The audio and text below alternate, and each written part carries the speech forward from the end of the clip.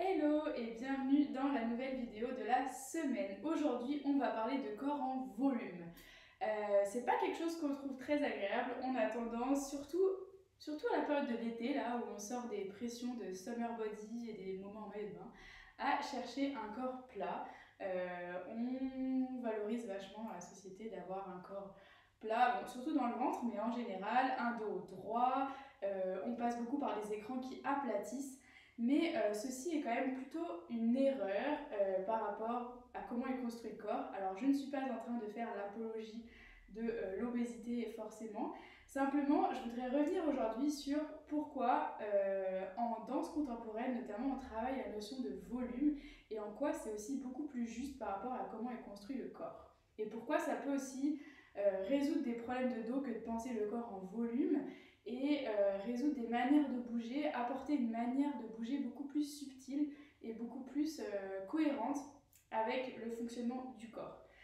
Alors, pour ça, je voudrais juste revoir avec vous le corps. C'est effectivement des os, des muscles et de la peau, des ligaments. Mais tout ça, c'est orienté autour de trois volumes en fait qu'on a dans le corps, qu'on peut appeler aussi trois masses. Donc on a la tête, donc vous pouvez le faire pour le sentir, on sent bien que c'est un volume, une masse. Donc la tête qui va héberger notre cerveau et tous les sens d'ailleurs, donc qui est quand même assez utile. On a la masse, le volume ici de la cage thoracique qui vient héberger notamment le cœur, nos poumons, nos capacités respiratoires. Et on a le volume du bassin, donc qui est à nouveau ici un endroit du corps qui est vraiment en volume. Et qui vient héberger ici aussi nos organes génitaux et plein d'autres choses assez importantes finalement. Je ne suis pas une spécialiste en organes, mais beaucoup de choses. Donc finalement, tout le corps va s'articuler autour de ces trois volumes-là et à commencer notamment par la colonne vertébrale qui va les relier. Donc on veut souvent avoir un dos droit. Donc comme vous pouvez le voir, le dos commençant ici et se terminant là. On n'a pas un dos droit, même chez les danseuses dont on dit qu'elles ont une posture droite. Alors pourquoi? Simplement parce que la colonne vertébrale, sa fonction en fait, c'est de relier ces trois volumes-là. Et donc forcément, c'est pour ça qu'on a une colonne en courbure qui va d'abord épouser ici la forme du bassin, puis le creux ici. Donc ça va être les lombaires, puis la bosse ici de la cage thoracique, c'est ce qu'on appelle les vertèbres thoraciques, puis le creux du cou, et enfin ça se finit dans cette forme un peu arrondie pour aller jusqu'au sommet du crâne. Donc déjà, c'est pour ça que vouloir un dos droit, c'est plutôt une absurdité. On n'aura jamais un dos droit. La colonne vertébrale est faite de courbures qui sont là pour s'adapter à ces volumes. Qu'est-ce que ça change? Ça change que quand on va chercher une position verticale en danse, on va plutôt chercher un alignement de ces trois volumes qu'une colonne droite, où du coup, pour avoir une colonne droite, on va vouloir rentrer les fesses, sans rentrer le cou. Et qu'est-ce qui se passe? C'est que du coup, ici, on a effectivement un dos droit, mais complètement rigide. On a les abdos tout verrouillés et en fait, on bloque le mouvement plutôt que de libérer le dos. Et en plus, on va contre la position naturelle, en tout cas de chacun des vertèbres, en voulant absolument renforcer ce dos droit. En plus, ça demande un effort surhumain à nos muscles de vouloir tenir cette position droite longtemps. Donc c'est pour ça que vouloir une colonne droite, un bâton, n'est absolument pas quelque chose de logique, cohérent, qui tomberait sous le sens pour avoir un dos sain et être bien dans son corps. Par rapport à ça, je vous renvoie à l'article de blog qui sera sûrement dans la description sur pourquoi avoir le dos droit n'est pas une solution et les autres astuces pour se sentir bien dans son dos.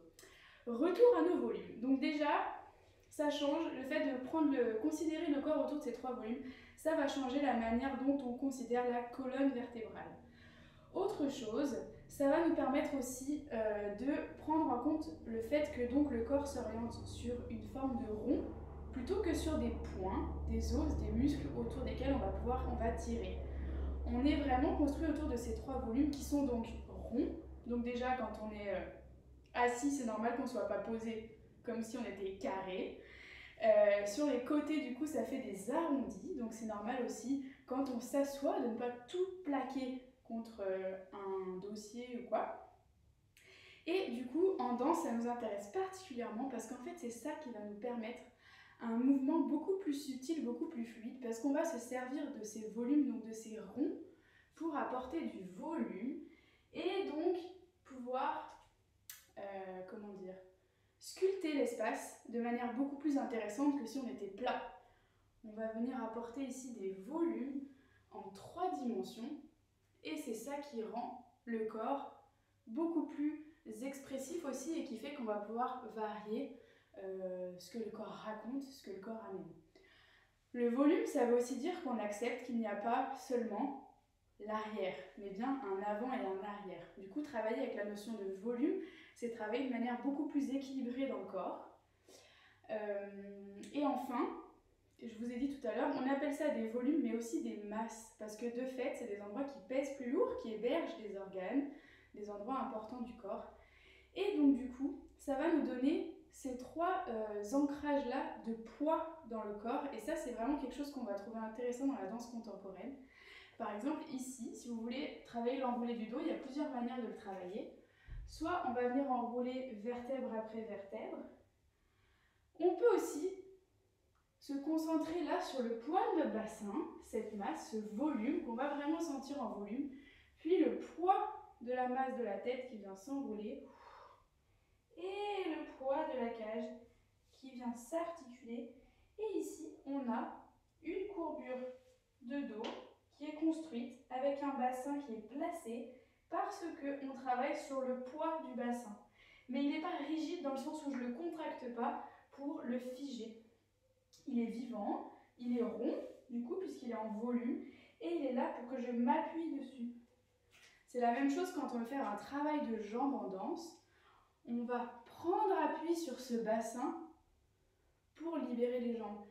Mais on va le laisser vivre, on ne va pas le rigidifier, contracter les fesses, rentrer le bassin et tout verrouiller. Considérer du coup le corps en volume, c'est aussi permettre d'avoir un mouvement ici beaucoup plus fluide, beaucoup plus aéré, où je passe d'un volume à l'autre et où je peux articuler ces 2 volumes-là et libérer du coup le reste du corps. Donc je vous rappelle que ces 3 volumes hébergeant en plus des organes, des membres fonctionnels de notre corps, c'est quand même des choses assez précieuses. C'est un peu des endroits qui abritent des endroits précieux pour nous. Donc c'est pour ça aussi qu'on veut les préserver, pour pouvoir aussi par exemple danser en respirant. On va travailler en danse contemporaine avec une cage qui respire, qui peut se gonfler, se dégonfler. Et ça, c'est possible seulement si on travaille en volume. Donc pour l'expérimenter, ce que je vous propose, c'est déjà de le sentir ici debout et vraiment de sentir là, le poids de cette masse, de ce bassin quand vous pliez les jambes. Et le poids de la tête. Et vous allez sentir ici que ça s'articule. Et puis on peut dérouler. Et vous pouvez le faire dans tous les côtés. Et c'est là aussi que vous allez sentir qu'on travaille le placement. Et retrouvez votre alignement vertical, mais plutôt par la sensation de ces 3 volumes les uns sur les autres que par le plaquage d'un dos vers l'arrière. Et vous allez voir, ça donne une sensation qui est un peu plus flottante, un peu plus libre, et du coup qui amène déjà, même quand on est immobile, à un tout petit mouvement, et donc à cet esprit de danse qu'on recherche. Voilà, et bien j'espère que ces notions de volume vous ont éclairé un peu sur le fonctionnement du corps et vous ont apporté quelques clés aussi pour bouger. Si vous êtes abonné à la capsule, je vous retrouve dans les prochaines vidéos. Si ça vous intéresse de vous abonner à la capsule pour avoir accès aux cours en lien avec ces thématiques-là, je vous mets le lien dans la description. Et sinon, si vous avez envie d'aller plus loin, je vous laisse télécharger votre cahier de jeu de la danse où vous retrouvez plein d'informations, c'est 100% gratuit, des mots fléchés, un cours de danse offert, un extrait de la capsule offert et plein d'autres informations justement comme ça pour apprendre à découvrir un peu les subtilités du corps et comment le mettre en mouvement avec plaisir et pour apprendre plein de choses et se faire du bien en même temps. 3 ans pratiquement. Mais voilà, et bien je vous souhaite une belle journée et je vous dis à bientôt.